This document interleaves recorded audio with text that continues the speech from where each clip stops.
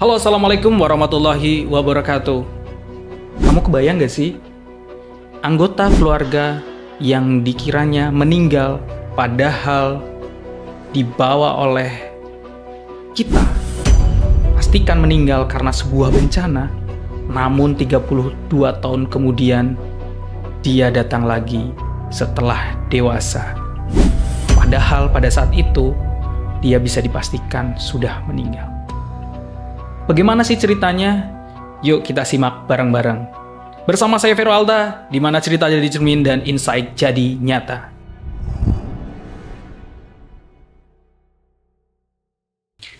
Oke guys, jadi ceritanya dimulai dari sini. Tiongkok 1976, tepatnya di kota Tangshan. Jadi pada malam itu terasa biasa aja. Rasa sunyi dan biasa. Namun keesokan paginya, tepatnya pada waktu 03.45, sebuah gempa menggoyang kota tersebut.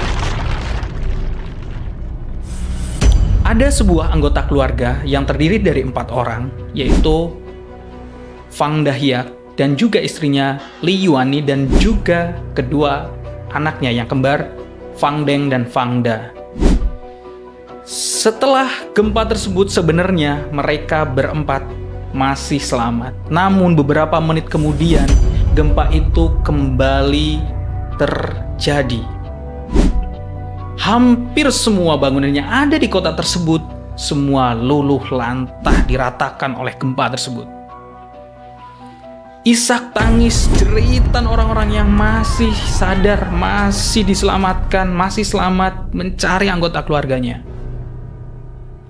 Dan yang tersisa, yang masih selamat yaitu Li Yuani mencari anggota keluarganya di bawah puing-puing reruntuhan. Jeritan itu masih terdengar. Ya, Fang Da masih hidup. Masih terlihat tanda-tanda hidup. Dia menangis, merengek. Nah, setelah itu, dia juga melihat suaminya sudah telah tiada karena menyelamatkan kedua anaknya. Namun naas, ketika dia tanya kepada Fang Da, bagaimana kondisi saudara kembarmu?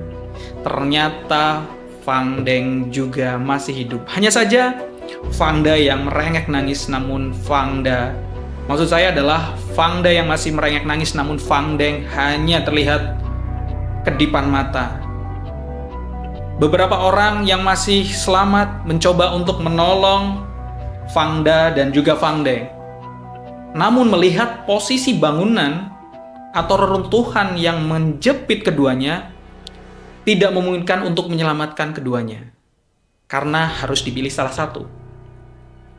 Sampai kemudian beberapa warga tadi mendesak Li Yuani untuk memilih salah satu yang prioritas untuk diselamatkan. Namun Li Yuani hanya tercengang, terbata-bata, dan juga matanya masih bersinar dipenuhi air mata. Dia tidak bisa menjawab apa-apa. Sampai akhirnya menit pun berlalu, sampai beberapa orang masih di beberapa tempat masih merengek nangis dan butuh bantuan karena mereka masih mencari tanda-tanda orang yang masih bisa diselamatkan.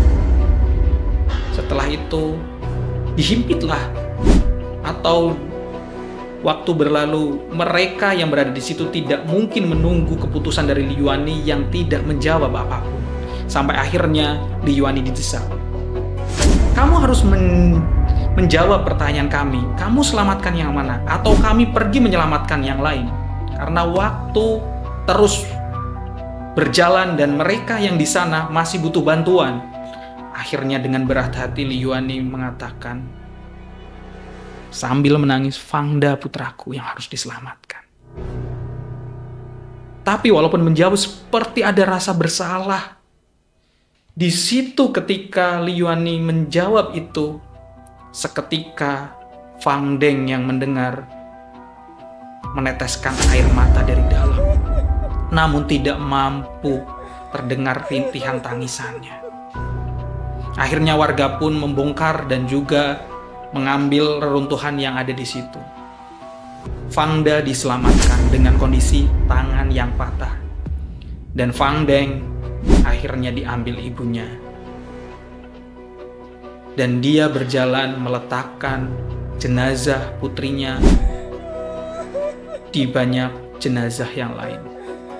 Dia menangisi kepergian dari Fang Deng ini. Akhirnya hari-hari pun berlalu. Berkumpullah keluarga yang tersisa, yaitu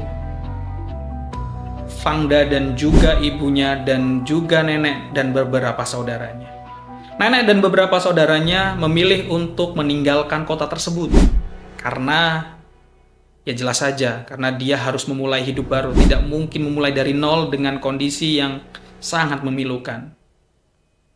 Fangda pun ikut mereka, namun di tengah perjalanan mobil berjalan sekitar 100 meter, akhirnya Fangda memilih untuk kembali bersama ibunya. Ya, ibunya tidak mau pergi dari kota tersebut. Ibunya masih bertahan.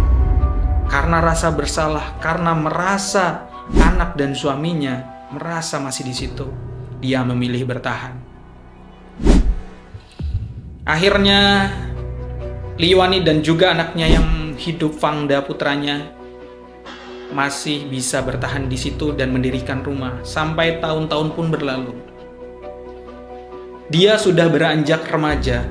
Setelah remaja, dia bersekolah. Nah, di situ dengan kondisinya yang cacat, Fangda ini tidak menyukai hal akademis, tapi ibunya mendesak karena berpikiran. Jadi jelas dari ibunya itu berpikiran secara realistis, bagaimana jika anaknya bekerja secara fisik, sedangkan dia sudah menjadi orang yang disabilitas. Namun Fangda tidak mau dan tidak menginginkan. Dia sering ketika itu di jalan, berarti dia menawarkan ada penginapan atau apa, dia menjadi seorang salesman kayak gitu. Nah, setelah itu si Fangda ini akhirnya mendapatkan surat dari sekolah dan dia memilih untuk keluar dari sekolahnya. Sebenarnya ibunya tidak setuju dengan keputusan dari Fangda ini, namun kemauan Fangda ini sangat kuat. Sampai akhirnya Fangda ini memutuskan untuk merantau keluar kota. Ya, Fangda harus meninggalkan ibunya demi merantau dan mencari sebuah kesuksesan di kota tersebut. Akhirnya Fangda pun merantau bersama saudaranya. Setelah merantau, hari-hari berlalu di sana. Fangda pun mempunyai karir yang cemerlang. Dia menjadi seorang yang sukses di kota tersebut. Dan dia sudah mempunyai pacar. Akhirnya Fangda pun kembali ke rumahnya untuk menjenguk ibunya. Namun dengan kondisi tersebut, sebenarnya Fangda sudah mempunyai apartemen yang cukup dan yang modern. Dan dia kembali ke rumah ingin mempunyai atau ingin membawa ibunya untuk tinggal bersamanya di kota tersebut. Namun ibunya menolak karena dia memilih bertahan, karena dia teringat betul kesalahan yang telah dia lakukan kepada anaknya.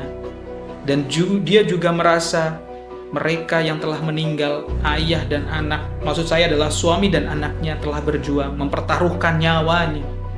Sampai akhirnya dia pun memilih bertahan. Wow, ternyata sangat dalam sekali. Hatinya masih berada di rumah tersebut. Dia enggan meninggalkan selangkah pun rumahnya. Sangat menyedihkan, tapi itulah yang terjadi. Akhirnya dia dan juga pacarnya memilih untuk berumah tangga, dan dia memilih bertahan dan merawat ibunya di rumah tersebut, walaupun sebenarnya secara pribadi istrinya sebenarnya menolak. Namun demi menjaga ibunya karena dia sudah tidak mempunyai anggota keluarganya, ya Fangda dan juga istrinya memilih bertahan di situ.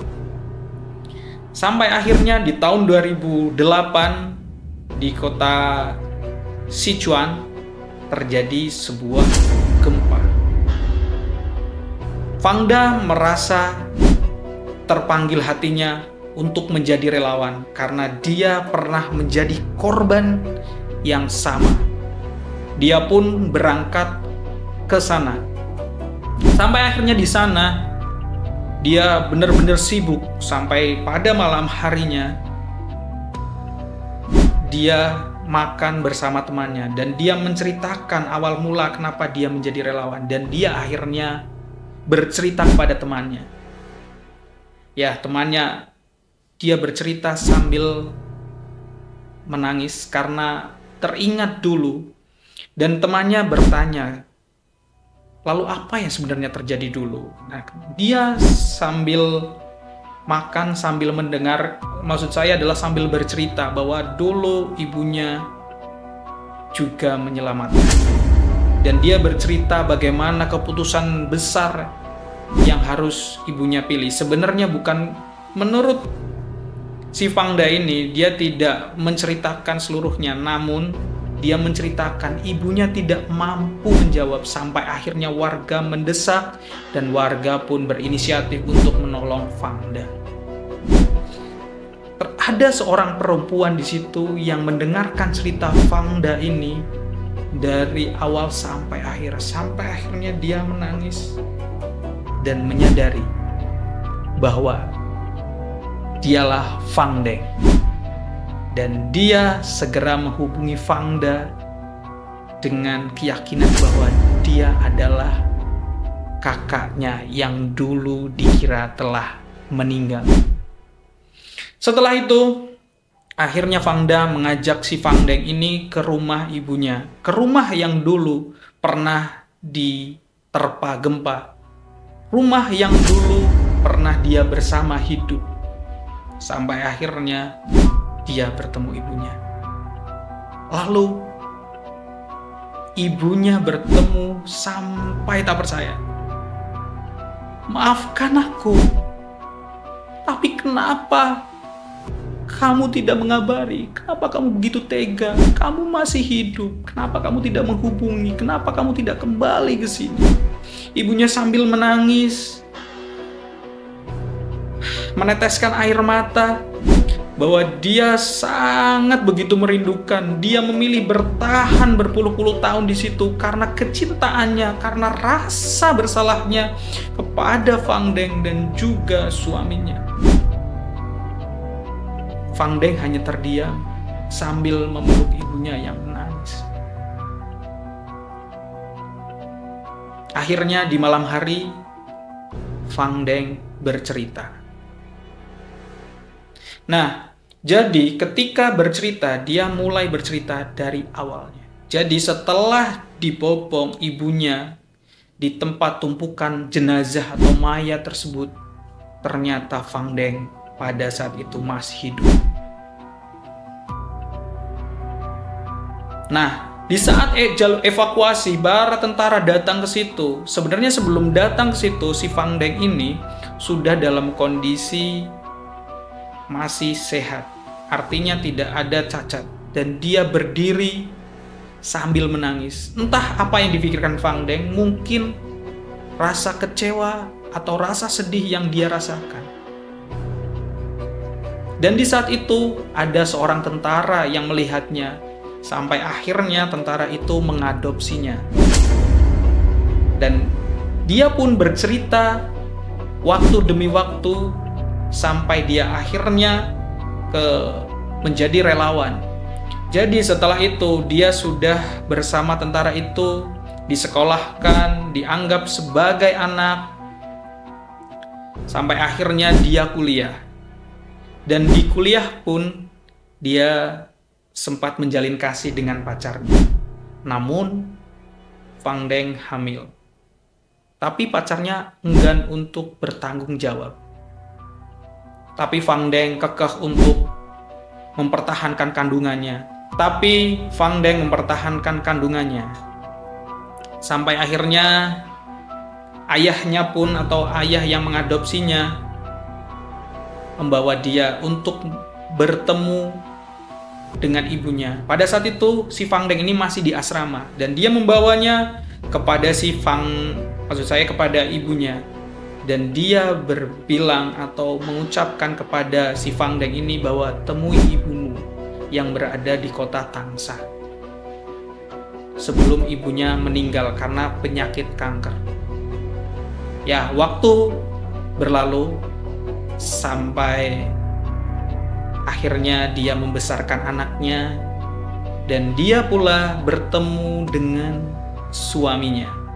Ya, bertemu dengan seorang orang Kanada atau bule Kanada, dan dia dibawa ke Kanada bersama anaknya. Sampai dia mendengarkan cerita tersebut atau mendengarkan sebuah berita di televisi bahwa terjadi bencana, dan dia hendak menjadi relawan karena dia pernah merasakan hal itu, dan suaminya pun mengizinkannya untuk ke sana. Sampai dia bertemu dengan Fangda, dan dia menceritakan dari alur hidupnya ketika sudah bersama orang yang mengadopsinya. Bersama ibunya itu sambil menangis. Dia merasa bersalah karena apa yang ada di dalam pikiran Fang Deng ini ketika ibunya menjawab mungkin itu menjadikan keputusan Fang Deng ini memilih untuk hidup baru dengan ayah angkatnya. Namun setelah mendapatkan penjelasan betapa sedihnya, dia mengetahui bahwa ibunya bertahun-tahun mempertahankan dia untuk hidup di situ. Bahkan diajak oleh Fangda pun dia menolak. Dia diajak menikah oleh orang lain pun dia menolak. Saking kecintaannya dia kepada Fang Deng dan mendiang bapaknya. Akhirnya Fang Deng dan juga keluarganya bersama-sama ke makam ayahnya. Ya, mungkin cerita itu telah usai, tapi kita tahukah di dalam hati kita ternyata orang yang cinta, jika itu merasa bersalah, keputusan besar yang diambilnya karena saat mendesak itu bakal berimbas ke dalam kehidupannya, berimbas kepada kehidupan selanjutnya. Rasa sedih, rasa kecewa, rasa menyesal itu bercampur aduk. Ini bukan bukti pilih kasih, tapi ini adalah sebuah keputusan yang teramat sulit, didesak oleh keadaan, didesak oleh waktu. Tapi percayalah, cinta yang suci, cinta yang tulus akan memberikan sebuah keajaiban. Suka atau tidak, itulah yang harus dilalui. Banyak pelajaran yang kita dapatkan. Cinta tulus kadang membutuhkan waktu. Kesalahpahaman, ketidakmengertian, itu bisa menjadi bumbu-bumbu dalam perjalanan cinta. Tapi percayalah, cinta yang sejati akan selalu bertahan di hati yang suci. Itu saja yang bisa saya sampaikan. Itulah cerita dari film Aftershock. Semoga kita dapat mendapatkan cerita kasih kisah dari film tadi, sebuah pelajaran berharga untuk kita pelajari di kehidupan kita, bahwa cinta yang tulus, cinta yang suci, dan cinta sejati akan menemukan sebuah keajaiban. Terima kasih. Jangan lupa untuk mendukung channel ini, untuk like, share, and subscribe. Terima kasih. Bersama saya Vero Alta undur diri. Nantikan di season selanjutnya dengan cerita yang menarik, dengan cerita yang bisa menginspirasi di kehidupan kita. Terima kasih. Wassalamualaikum warahmatullahi wabarakatuh. Bye-bye.